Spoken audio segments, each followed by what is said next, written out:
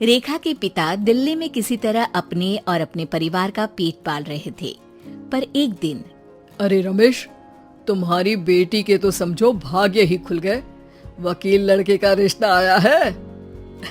अरे वाह, कब करना चाहते हैं शादी? वो लोग तो जल्द से जल्द ही करेंगे। बाकी शाम को मैंने रेखा को देखने के लिए बुला लिया है। तेरा घर छोटा है तो तुम लोग मेरे घर ही आ जाना। राकेश और उसकी बीवी सारी तैयारी के साथ रोहित और रेखा की शादी कर देते हैं।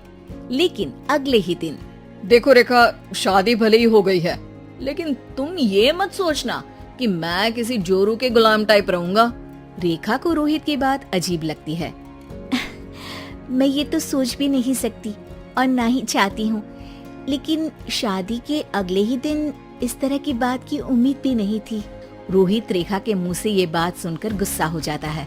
अरे, काफी जबान भी चला लेती हो। माँ ने सिखाया नहीं कि पति से कैसे बात करते हैं? रेखा अब चुप रहने में ही भलाई समझती है। रेखा, जल्दी से नाश्ता तैयार कर लो। आज पहला दिन है, सारे काम तुम्हें समझा दूंगी। ये नौकरानी है जो तुम्हें बता देगी कि कैसे कैसे क्या करना है। फिर इसकी कल से छुट्टी है। रेखा भी ससुराल में जी जान लगाकर काम करने लगती है। खाली समय मिलता तो पति के वकालत की किताब उठाकर पढ़ने लगती। ये क्या, जब देखो तब पढ़ती रहती है। अच्छा सुन, कल पिता के घर से 20,000 रुपए लेकर आना। मेरे छोटे बेटे की फीस भरनी है। लेकिन पापा क्यों भरेंगे उसकी फीस? अरे वाह जी वाह, पापा क्यों भरेंगे? तो ये बता, हम क्यों रखेंगे तुझे यहाँ? क्यों खाना देंगे फ्री में? अरे, क्योंकि मैं बहू हूँ इस घर की। तभी वहाँ रोहित आ जाता है। अरे वाह, बड़ी जबान चला रही हो। चुपचाप माँ जो कह रही है वैसा कर, वरना सामान उठा और जा अपनी झोपड़ी में। बेचारी रेखा क्या करती, पिता के घर जाती है, उनको सारा हाल बताती है। पिता भी जैसे तैसे पैसों का इंतजाम कर बेटी को ससुराल के लिए विदा करते हैं। देखा, अब कहाँ से आए पैसे? अरे बहुत माल है तुम लोगों के पास। बस सीधे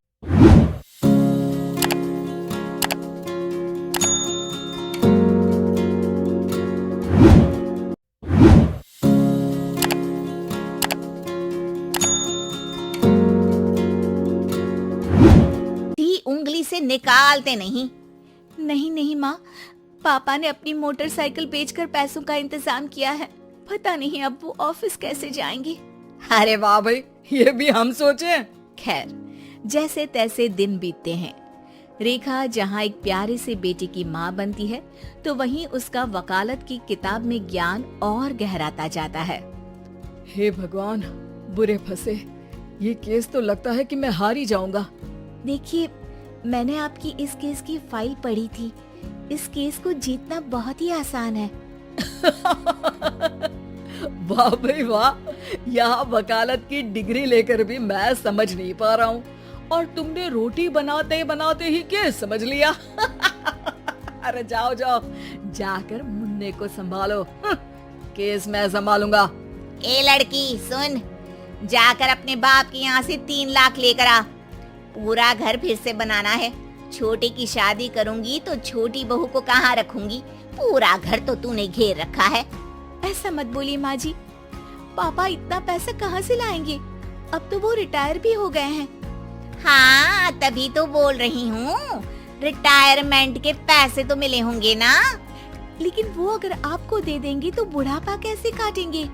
रोहित रेखा की बात सुनकर गुस्सा हो जाता है। ए सुन, चल अपना सामान उठा, अपना बच्चा उठा और निकल यहाँ से। रेखा के लाख आग्रह के बाद भी रोहित और उसकी सास उसे घर में नहीं रखते। पापा, मैं तलाक चाहती हूँ। बेटा, मेरे पास वकील के पैसे नहीं है। पापा, आप मुझे वकालत करवा दीजिए, अपना केस मैं खुद लड़ूंगी। इस बार रेखा के पिता भी उसे ससुराल ना भेजकर रिटायरमेंट के पैसों से वकालत करवाते हैं। और फिर एक दिन कोर्ट के बाहर, रोहित, आज तुम अपना ही केस हार गए, वो भी उस लड़की से जिसकी तुमने कभी कदर ही नहीं की। रेखा, मुझे माफ कर दो। मैं इतनी बड़ी अमाउंट कहाँ से लाऊंगा? मैं हर महीने पैसे नहीं दे सकता तुमको। पैसे वहीं से लाना जहाँ से तुम मेरे पापा को लाने के लिए मजबूर करते थे। एक पिता अपनी बेटी की शादी उसकी खुशहाली के लिए करता है, ना कि सारी जिंदगी कर्जदार बनने के लिए। अरे मेरे ही बेटे की किताब पढ़ पढ़ कर ज्ञान बांट रही हो। वकालत की किताब तो ससुराल में ही पढ़ी थी ना। बिल्कुल, यहाँ मेरी गलती रही। जिस पैसे से मैंने इसकी शादी की थी, मुझे वो पैसे पहले इसकी पढ़ाई में लगाना चाहिए था। और आज रेखा एक जानी मानी वकील के रूप में काम कर रही है।